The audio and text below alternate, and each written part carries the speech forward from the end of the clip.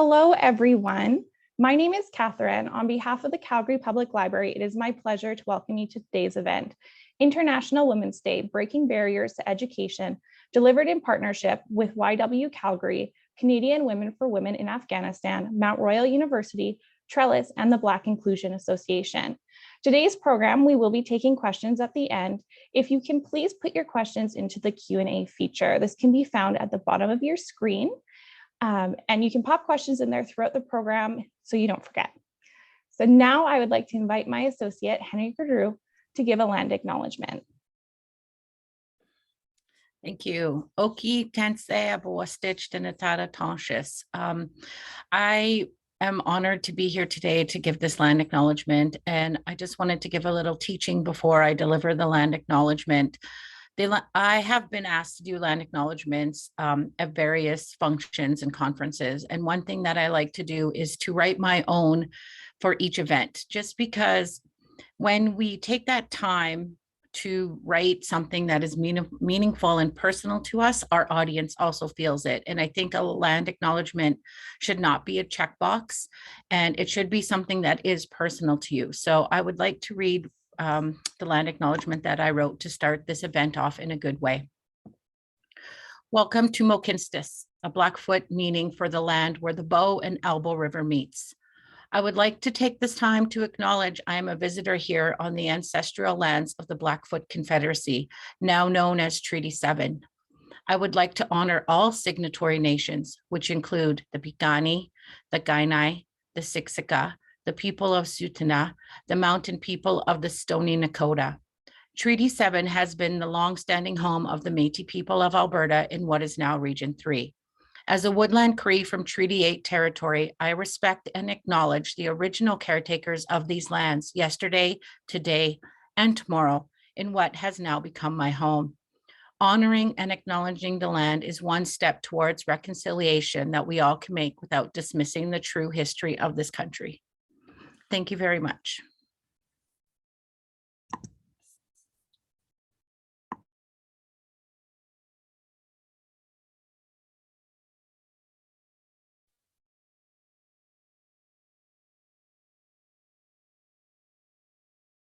Salam bar hameh. Hello, everyone. My name is Behnoush Ahranjani, and I'm the co-chair of the Canadian Women for Women in Afghanistan Calgary Chapter. I would like to thank everyone for making time to attend this session this afternoon. I also want to take this opportunity to thank the Calgary Public Library for organizing this event. Calgary Library is a community hub where all of us Calgarians can come together to learn and share ideas. And the library gives everyone access to stories that entertain and instruct. Thank you so much for doing that for us, the Calgary Library. I work in global health, but the right to education, especially for women and girls, is very close to my heart. I was 7 when a neighboring country invaded in Iran, my home country, and I turned 15 when it officially ended.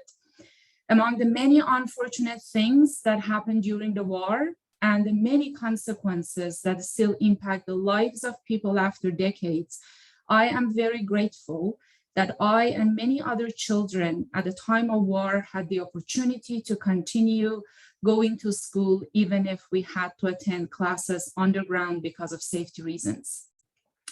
This afternoon, we'll hear from an incredible panel speaking to both the barriers and opportunities to education here in Calgary and our global community.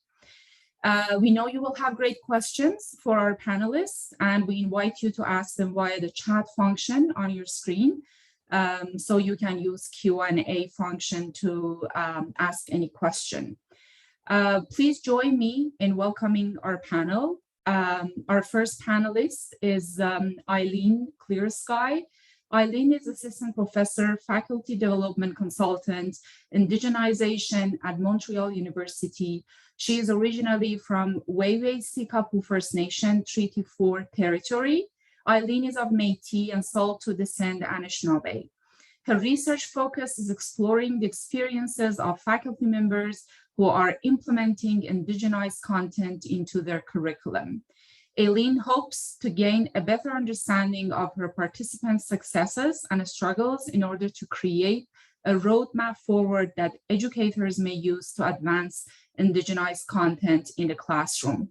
Eileen, the floor is yours, please. Thank you so much for that wonderful introduction, and welcome to everybody to this panel for today. I'd like to share some slides about some of the work that I've been doing, but also my experiences of my own educational journey. And I'm hoping that my slides will show. If you can tell me if they're showing or not, let's see. Do you see the slides?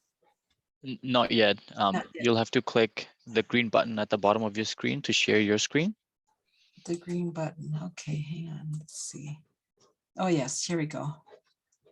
All righty. Let's see. Okay, make sure I got the right one. Okay. So I'm also going to turn my camera off here. If I can just stop here for 1 second.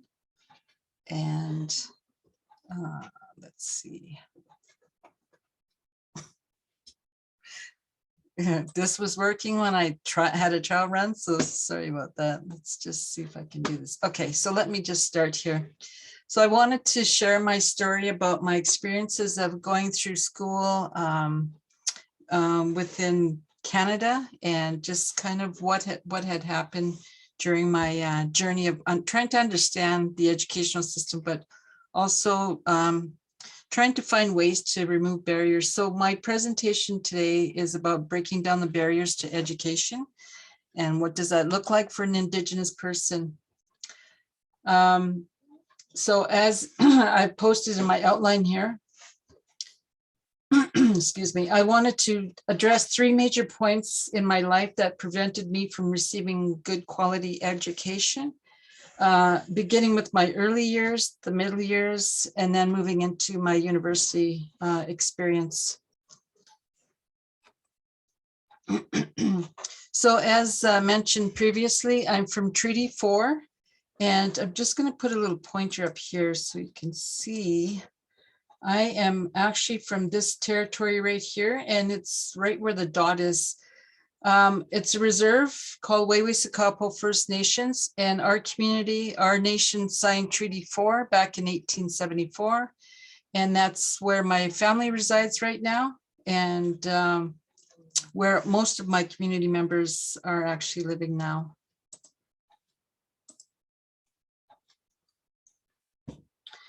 So I wanted to begin with just an image here. This is a picture of my grandfather when he was quite young. His 2 children, 2 oldest daughters. This is a picture of him when he was actually visiting his daughters in residential schools.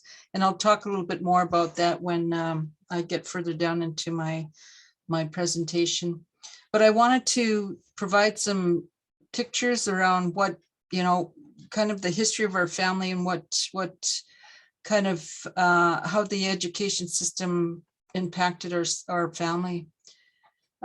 This is a picture of my grandmother, and I'm going to use a pointer here so you can see. So this is my grandmother, Victoria, and her sister and her daughter and her youngest son. And this was taken probably in the 1940s. And also along with these pictures are my family members. So the young gentleman here is my father and my mother, and they got married in 1955, I believe. And then this is a picture of them in the early 60s. And I think what I want you to pay attention to is kind of, you know, the history of what families look like back in the day during the 60s and 50s. And it's important to address because for me, looking at education and what prevented my family from moving forward was both my parents and my grandparents and all their children attended residential school. And it was created back in 1875 when you know, schools were established, and their goals were to basically try to beat the Indian out of the child and lose the language and the culture. And that was very, it had an impact on all of us First Nations people. This is a picture of my mother's school, Pine Creek Residential School. This is the church that they attended. And this is the very old picture of the schools. I put some links there because those are the where I received the sources. I don't have personal pictures of them. My mother did speak about some of the stories that she went through. Excuse me, I have a frog in my throat. So residential schools had a huge impact on our family. This is an image of the Bertle Indian Residential School, and this is a Presbyterian school where my grandfather went, and he attended there for a few years. And this community, this school is not far from our reserve in Manitoba.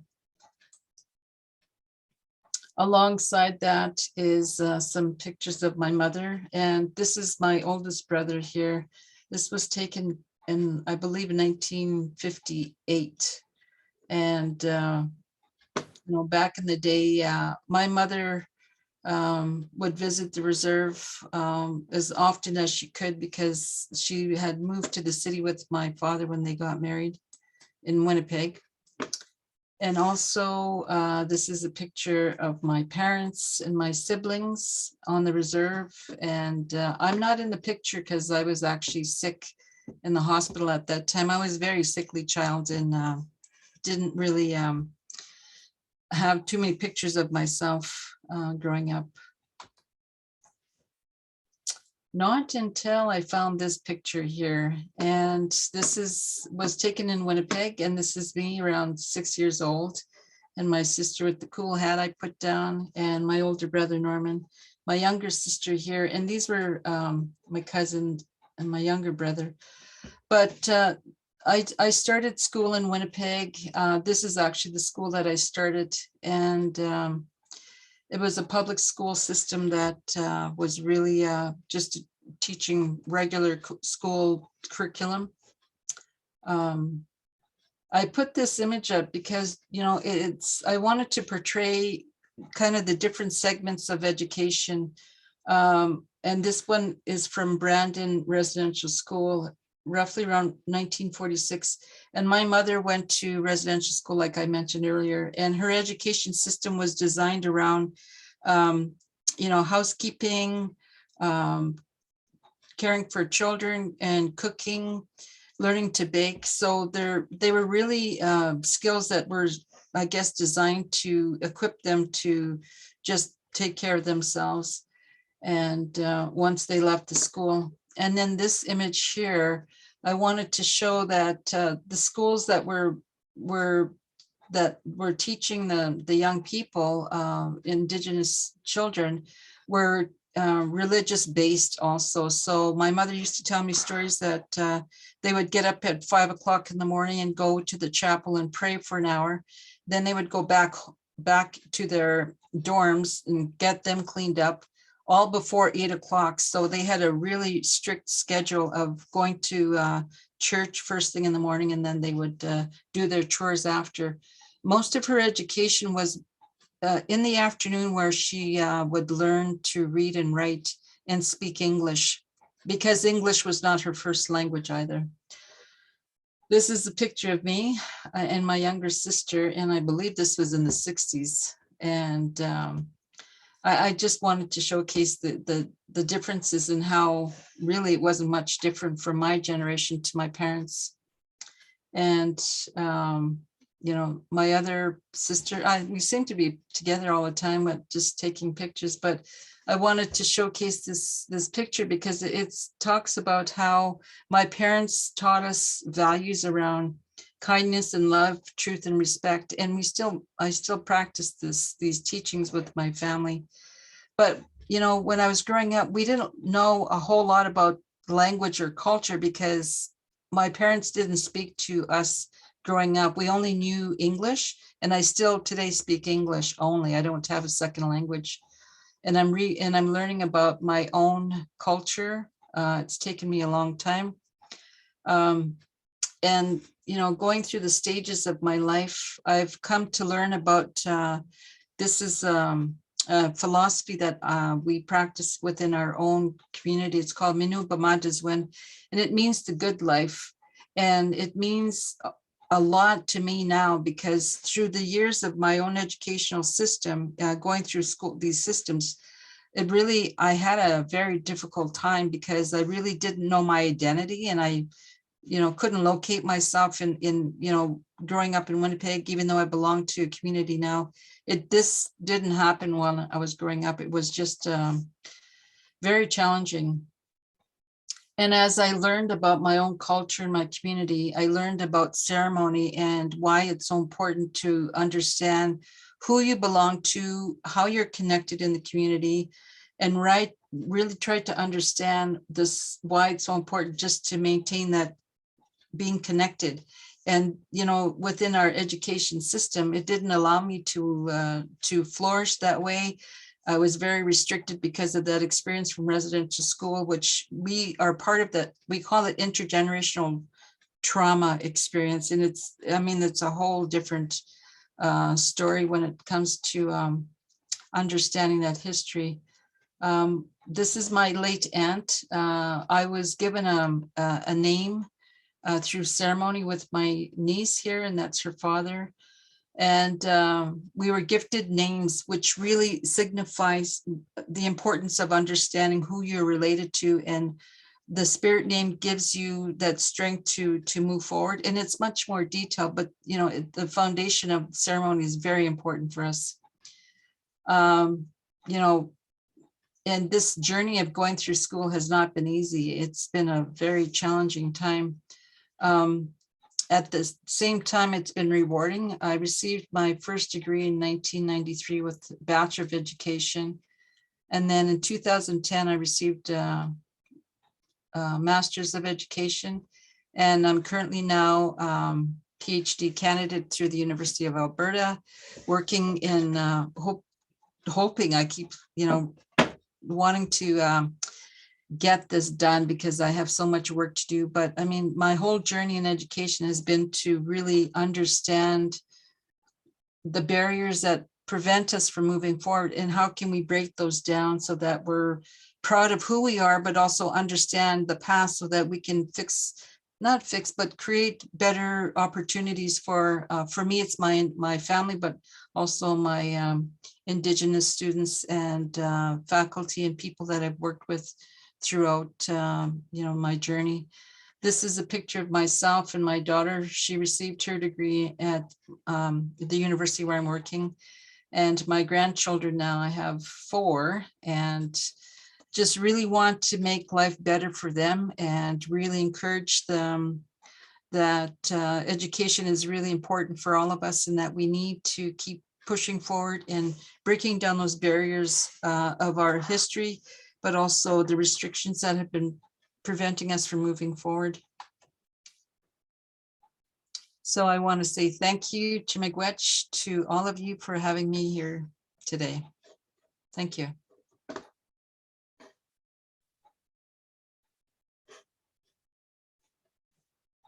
Very much, Eileen, and thanks for sharing your great personal story. Now I would like to introduce Ornela Thiebe.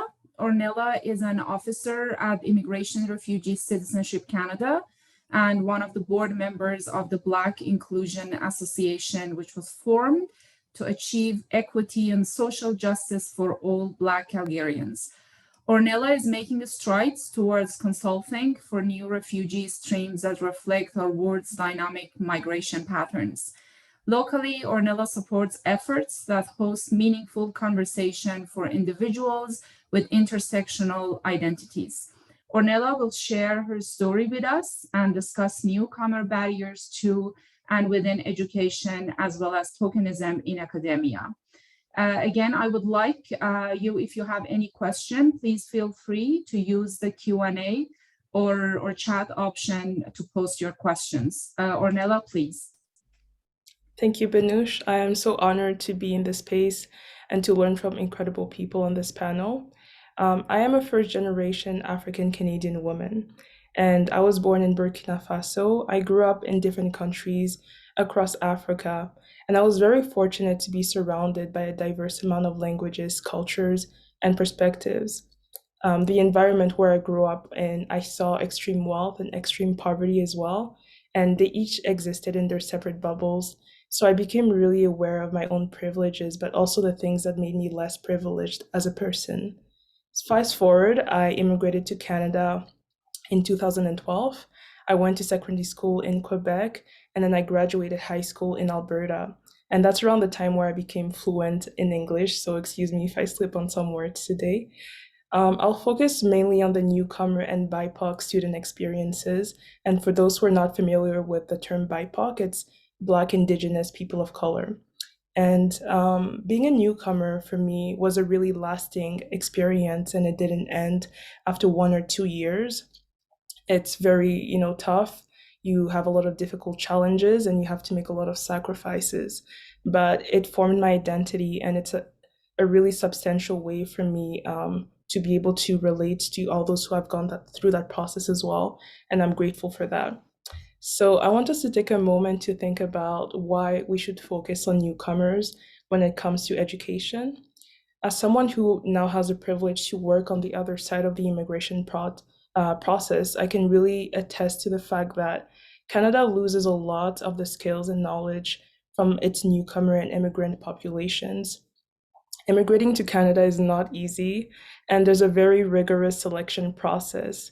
And Canada is really lucky to have the world's most skilled individuals, whether they be immigrants, refugees, or protected persons. But unfortunately, that skill and knowledge is lost because we do not retain their knowledge, and also it's not being valued in our educational system. There's also a really strong bias against newcomers from non-white countries. And this is something, in my field, people have a hard time talking about. But it's very common that European immigrants, for example, will be considered expats, when it's not the case for immigrants from the Middle East or Africa, for example, who have comparable qualifications. And there's nothing wrong with inherently labeling people to facilitate immigration processes. But these labels that we give to people based on their country of origin create inequity from the start. So some people will end up having, better odds to not only migrate to Canada, but to also have a good livelihood once they arrive to Canada.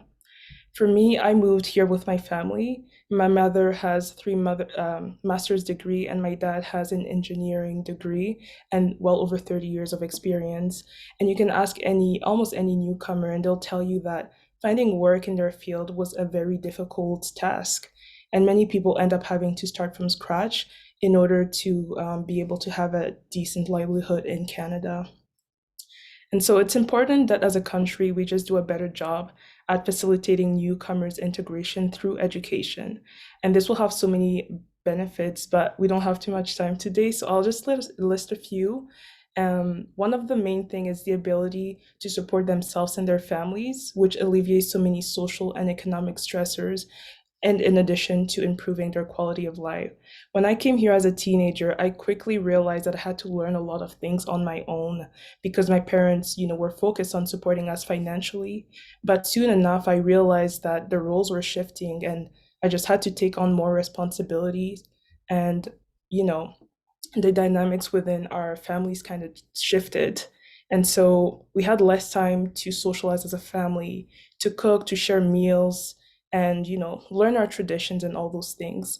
And all that to say, immigration puts a lot of stress on family units, and so the quality of life and our ability to sustain our livelihoods as newcomers has a huge impact on our ability to retain our intergenerational knowledge as well when we share our cultures, our heritage, languages, and all those things. And so facilitating newcomers' integration through education will also put less stress on social welfare programs so that we can actually focus our resources on developing specialized support for people with intersectional identities and needs. Above all of that, I think valuing people's education when they come to Canada is the real way to show that you're including them. You're not just letting them into the country, but you're valuing them as a new member of this community. So we'll talk now about the barriers going for people to enter education. We know that newcomers and also BIPOC individuals have many barriers to education. It can be age, language, financial resources, the ability to afford childcare, literacy. But across the board, I think that the lack of awareness about the Canadian education system and other educational options is a big one. And for me, the ability to plan my academic journey ahead is something that I struggled a lot with because I just didn't know and didn't have the knowledge about the structures within academia. In other countries, your relationship with your professors is completely different. Navigating those formal and informal barriers is also another challenge. So the team behind the Black Inclusion Association has worked to alleviate some of these barriers, in particular financial, and we launched the post-application bursary program. So we pay for students to go to choose their top 3 universities, and we cover that fee for them. But we realized what happens once students are in post-secondary institutions. So the barriers don't stop there. And so it's important to remember that these are systemic barriers. And so we're now developing a mentorship program. And if you'd like to help us with that, please get in contact with us at the end of this event. We'll love to be in touch. And so moving on to barriers in education. When I was 16, I thought my biggest hurdle would be to actually get into university. And so I did everything I could to increase my odds. Being the top of your class and doing extra volunteering. I know a lot of us can relate to that. But little did I know that the real journey was about to begin. And the reality is that dropout rate for BIPOC students and transitioning students are incredibly high in Canada. So this made me wonder, who is our education system built for? And academia is very Eurocentric and male-oriented. So students who closely identify to that usually tend to do a little bit better and have less barriers. Students who have reliable transportation or live near campus also do better because we have commuting schools in Alberta. Students who are not isolated and have strong social capital also tend to do better. They have those networks to support them throughout their journey. Post-secondary institutions also favor students who are able to study full-time, meaning that the student is able to dedicate all their time to their actual courses and don't have too many distractions or responsibilities like work and family. And then lastly, our education system is built for students who are able to maintain a good physical and mental health throughout their studies. And I'm sure there are more of these, but we all have bits and pieces of privilege, and this is what I've kind of listed here. But in order to support the students who are going through their academic journey and need that extra push or face extra barriers because the system is just inherently, disadvantaging them, we need to focus on those symptoms that they're facing. So let's turn the page and see, what does the average student actually look like? And this is, from my personal experience, but also working with the student body and collecting a lot of data with students as well. I've noticed that the average student has dealt with an ongoing mental health or physical health issues, or both, that have impacted their studies. And it's not uncommon that BIPOC students will remain undiagnosed because of the stigma. Many BIPOC students will feel like they can't show that they're struggling and ask for help. So we tend to have functioning people living with anxiety, depression, PTSD, eating disorders, and the list goes on. The average student will face a microaggression, racism, or prejudice that will remain undealt with. The average student won't be able to take advantage of the full potential of their academic journey, things like co-ops and, networking, going to events. The average student has dependents and or considerable familial obligations. Newcomer and BIPOC students tend to wear so many hats in their daily lives, and that's carried through their academic journey as well. The average student is not able to provide consistent and sufficient nutritious food for themselves, and there are so many reasons for that as well. The average student will suffer or has suffered from burnout and extreme fatigue. The average student has struggled with drug, alcohol, and other substance use. And for many newcomer students, education is really the gateway into society, and there's a pressure to be above excellent. For many, this is not a realistic goal, especially to do in 4 years. In order to be valued as a student, as a worker, and just ultimately as a human being. And so the things that I've listed here are really just symptoms of those systemic barriers. They do not define students who have that intersectional identity. And it's really amplified when we take a closer look at BIPOC and newcomer students. As I'm sharing this, I know many of us, can put ourselves in the shoes of that average student, and that's the reality that we face today. The system isn't built for everyone or to give everybody the same equal opportunity. So student precarity is becoming more and more normalized, but it is not normal. So people should be, going into education fully confident that their identities won't predispose them to dropping out. And so to the students today who are on their learning journeys, I want to acknowledge the challenges and the struggles that you have faced or, are currently facing, and you will make it through. You will have better odds in your favor to achieve your version of self-fulfillment. Data on equity, diversity, and inclusion in academia is currently not widely available, and that's partly of the issue. One of the reasons why, it's very difficult to support students adequately. And so I'll just wrap up my thoughts on this presentation to talk about tokenism of BIPOC students in academia. So in this country, I quickly learned that if we want to make concrete change, people need to see data and they need to see research. And so a lot of the time that research is pioneered and also carried out by BIPOC students and researchers. So we end up having this bubble of data that is very valuable, but it only stays within those parameters and it doesn't actually penetrate the systems that we're trying to change. There's one of the reasons for that is that we don't give agency and power to the people who are pioneering this research to actually make feasible changes. And so on one hand, you have the continued devaluation of BIPOC students' lived experiences and skills. And then on the other hand, you have the commodification of BIPOC traumas for short-term solution when we have social awareness movements and periods of time. And so as a whole, I think research in equity, diversity, and inclusion, it needs to become a priority and a norm regardless of the field, because I think no matter what you work in, thinking about that really enriches the conversation that you're able to have and pushes research forward. So thank you so much for this opportunity to speak. I look forward to having a discussion with everyone at the end.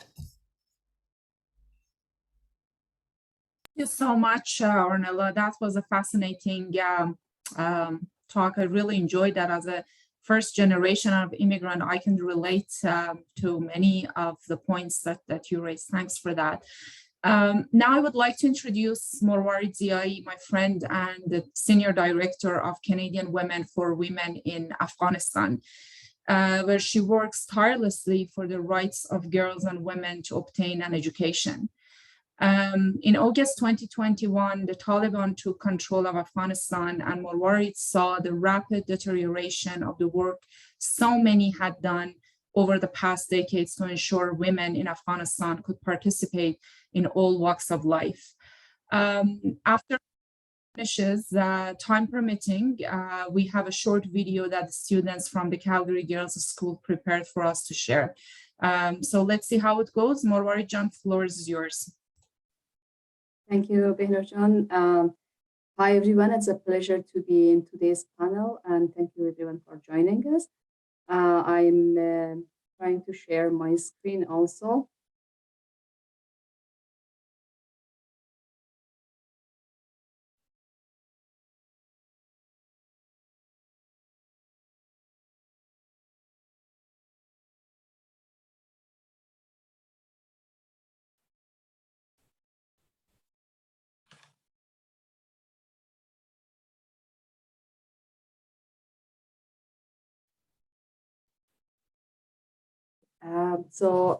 Yeah, as I mentioned, it's a real pleasure to be in today's panel and talk about barriers to education. And I'm talking about issues globally. And um, the right to education is a human right and indispensable for the exercise of all other human rights. A United Nations study shows that the single and greatest solution for tackling for the problems a society faces is to ensure human rights. That is from gender gap to health issues to from poverty to violence, from weak governance to social injustice. While as all nations across the world is trying hard to, at this era, trying hard to provide equal, accessible, quality education for all their citizens, there is one country in the world that women and that nearly all women and girls are denied of their right to education. And that's the country, Afghanistan, my country. And the women and girls are my fellow Afghans.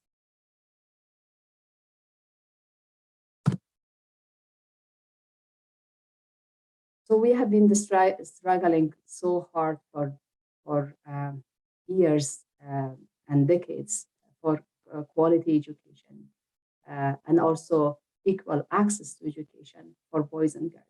And this journey hasn't been easy for us. And I'm just sharing the experience of few generations have come along and their access to education, how it looks like. Afghanistan has experienced several violent political changes, and every of the political changes have impacted education system. These pictures can give you a snapshot of how education looks like in different decades for the past 4 or more decades. It didn't only impacted the education system, this conflict and political shift, but also the path to progress and development in the country. There have been periods that when all citizens had access to quality education, but there were also times that the ruling government failed to do so, to provide quality education and inclusive education to everyone. It was back in 1996 that Taliban took control of Afghanistan and governed the country for 5 years. And it was the time that they banned girls' education, women and girls from accessing education at all levels, from primary grade to up to university. And I was one of the unluckiest students at that time. I was studying at the university, that the university was closed only for girls, but boys could go and continue their education. So Afghanistan, in its history, hadn't experienced such a backward trend as it experienced during Taliban. That the whole one gender completely was denied of their right to education. But it wasn't only the right to education; it was all basic human rights. We were denied of even moving around, even leaving the house without a man from our family, or a strict code of dressing that we have to follow to be able to leave the house. So as I just mentioned at the beginning, these pictures are showing you classrooms from different periods. And look how a classroom looked like in 1970s and 80s, 2017. On the left side, you see a classroom that was attacked by Taliban in 2019. And back in August 2021, when Taliban returned back to Afghanistan, and the down picture here, you see that, go back. This one is a classroom that they segregated boys and girls by pulling a curtain to make it possible for female students to also be able to attend.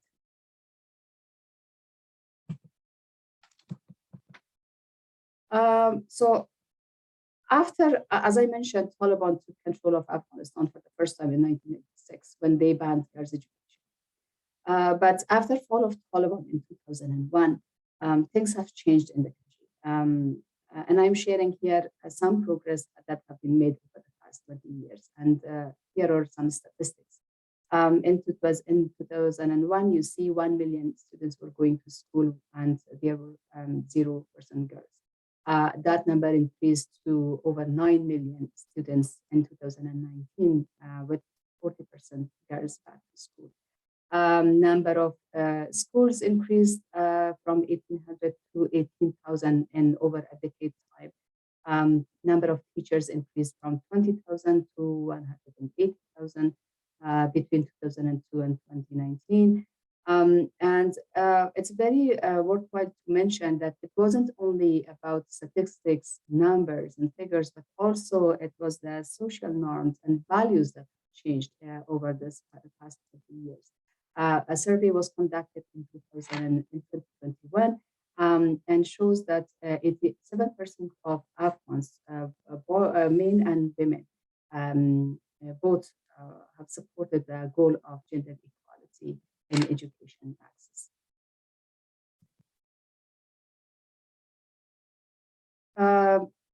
Here is also a graph that shows the impact of education in women's life expectancy and health. Women's life expectancy has increased from 56 years to 66 years over between 2001 and 17 per 100,000 life births. Maternal mortality rate decreased from 1,100 to under 400 between 2000 and 2018 per 100,000 life. And here to show you some example or give you some examples of how education, how through education, the country has changed, the life of women has changed.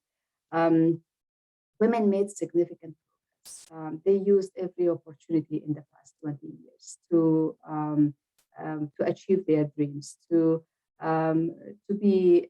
live a social life, political life, to be leaders in their areas.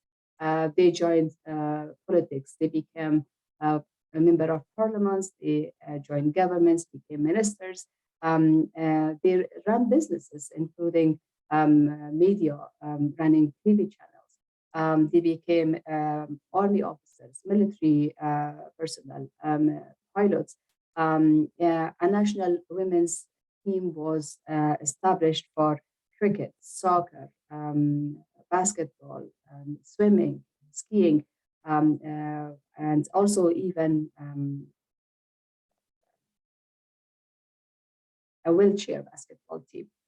Computers, tablets, and mobiles were manufactured in Afghanistan. The music school established in Afghanistan, and there was an orchestra conducted by a very young, 21 or 22 years old female conductor in the country.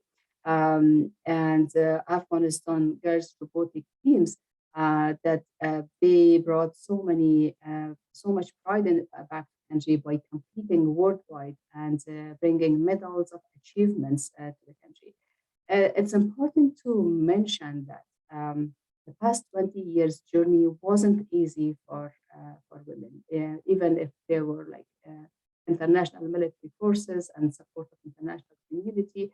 But women and girls' education, employment, and their political participation have always been a soft target for Taliban. And for the past 20 years, Taliban conducted numerous attacks against, especially schools, universities, killing students, teachers, and even school and university personnel. Despite of all these, women were courageous to continue their journey and to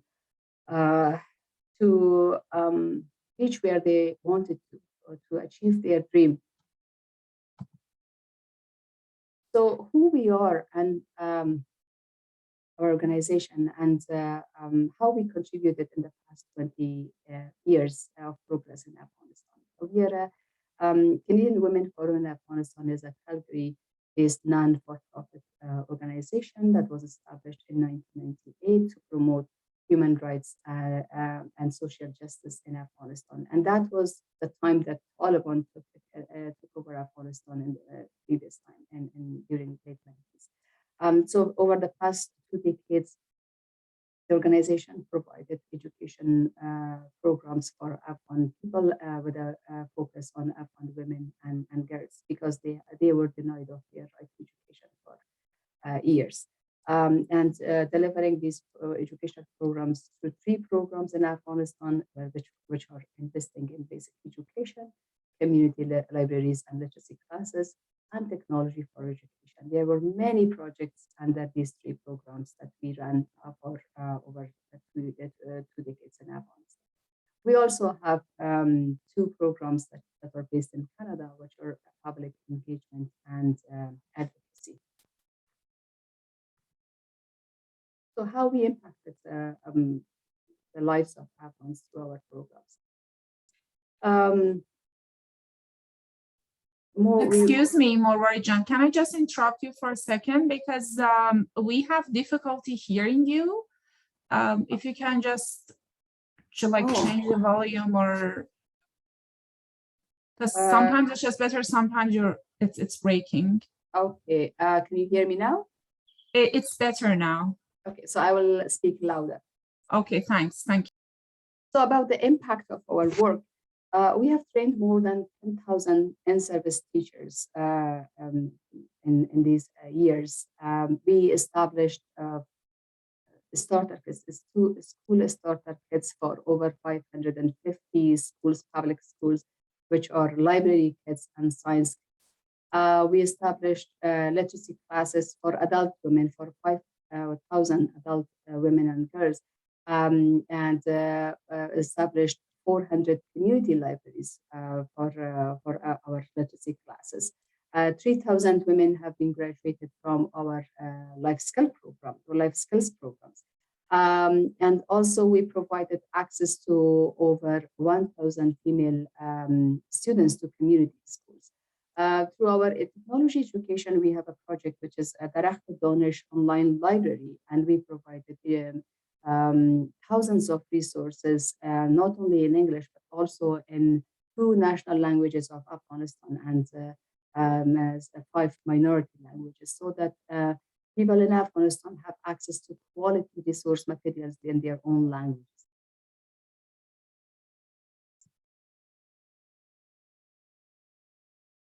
Unfortunately, things changed back in August last year when Taliban took control of Afghanistan for the second time, and the dark days started again.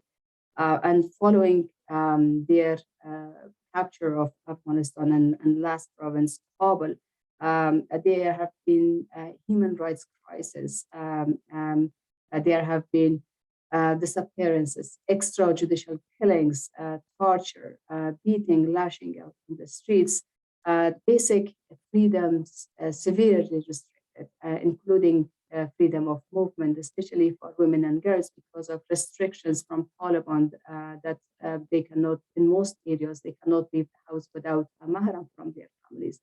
And also, again, the strict code of dress that they cannot leave the house without a complete covering in most of the parts of the country. Economic system has collapsed, banking system was interrupted, and this left the country without cash in hand.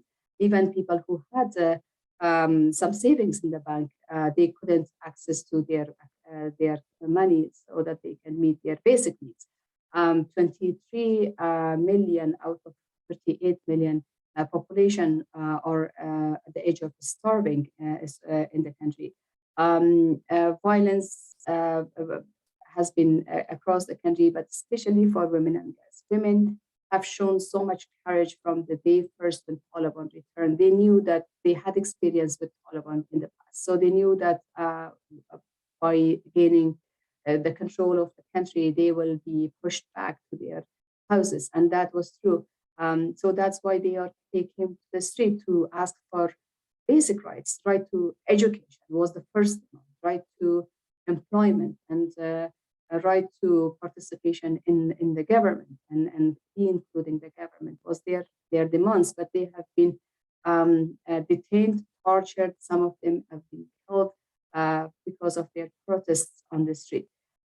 School ban and ban on girls' education to university was have been the first two directives from Taliban in September, that they closed secondary school for girls and also the universities.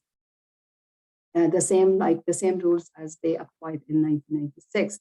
Despite of talking to media differently, showing that they are open now, they are supporting girls' education, but it wasn't the case in reality on the ground. So they closed the school and universities. So that we already had 4 million children out of school, 60% were girls. And with the Taliban's ban on secondary and high school in August, 5 million more girls lost access to education.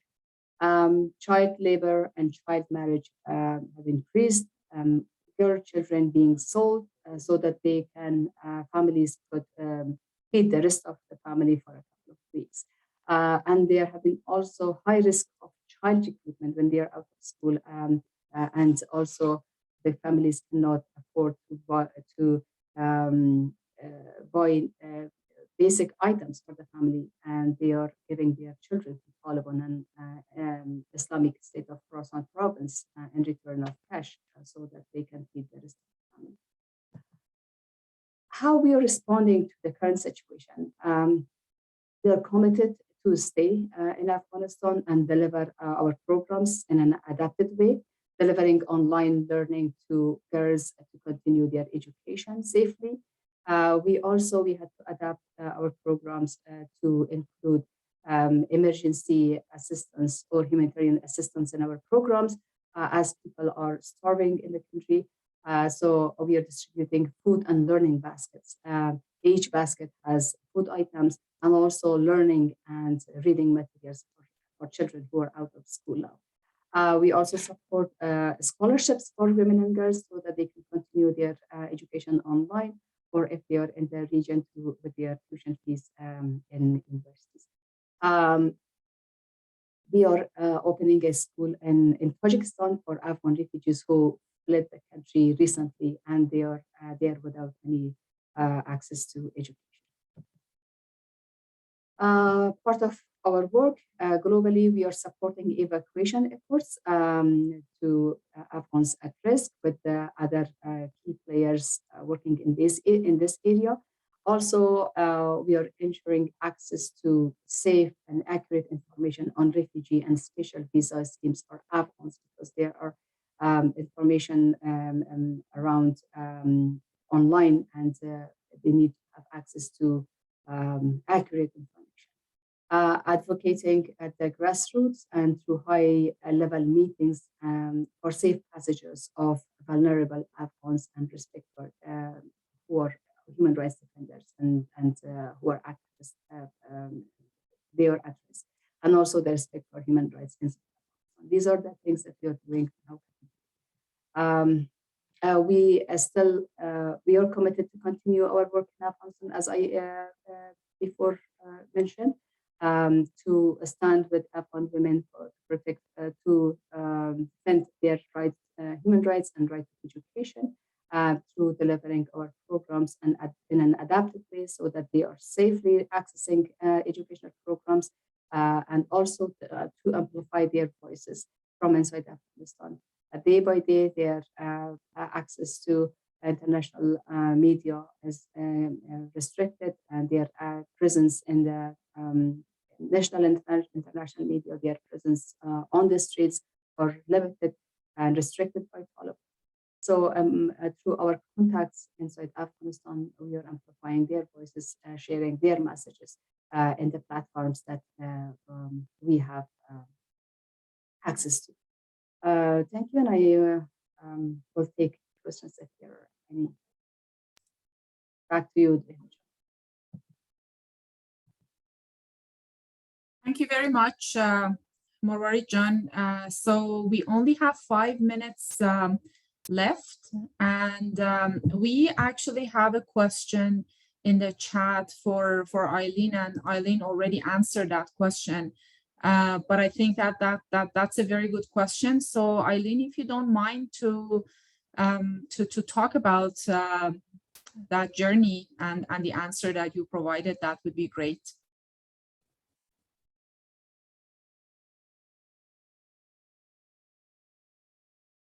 You are on mute, Eileen, if you just unmute yourself. Okay. I was just going to respond by saying a lot of the experiences and barriers that myself and others went through had to, it was related to the residential schools and their delivery of what was really important for them at that time. And that had a lot to do with religion and also changing the Indigenous person to something different than what and who they were and who we are as Indigenous people, as the first people of this land. So basically, it was the school system that was set up that really basically beat the Indian out of everybody. And we lost many generations of people and community that are really trying to reconnect to who they are today. And it's been really challenging because the school systems today, there's a gap in our education system that really doesn't deliver the content about our true history of the truth of our nation today. And for me as an Indigenous faculty member, and also the work that I've been doing since I have been teaching, is to revitalize our language and our culture and our traditions back into our school systems, but also into our families, so that we have a better understanding of who we are as Indigenous people, because we've lost that over many, many years. And my goal is to help support the school systems, bringing back that knowledge and history that we've had many, many years prior to, contact. Sure. Thank you very much, Eileen. And there is a question about what was the question that you're responding to, because that's just in the answered question. So the question was from Jan, and it was about sharing with immense and numerous barriers that Eileen and her family face in achieving her educational accomplishments. And the comment is that many of us are truly blind to these barriers. So that was a question that Eileen trying to answer. Thanks for that, Eileen. And I'll pass to Catherine for the final words. Thanks, everyone.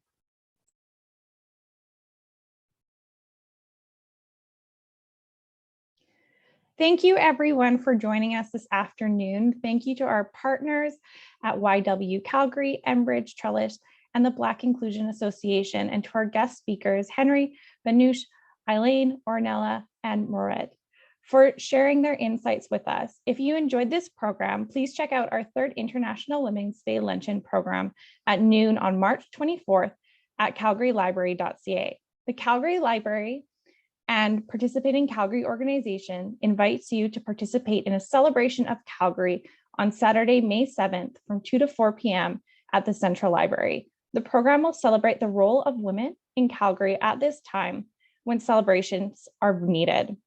The program will feature speakers, entertainment, art displays, and pop-ups for networking and learning. Thank you, and we hope to see you at another event soon.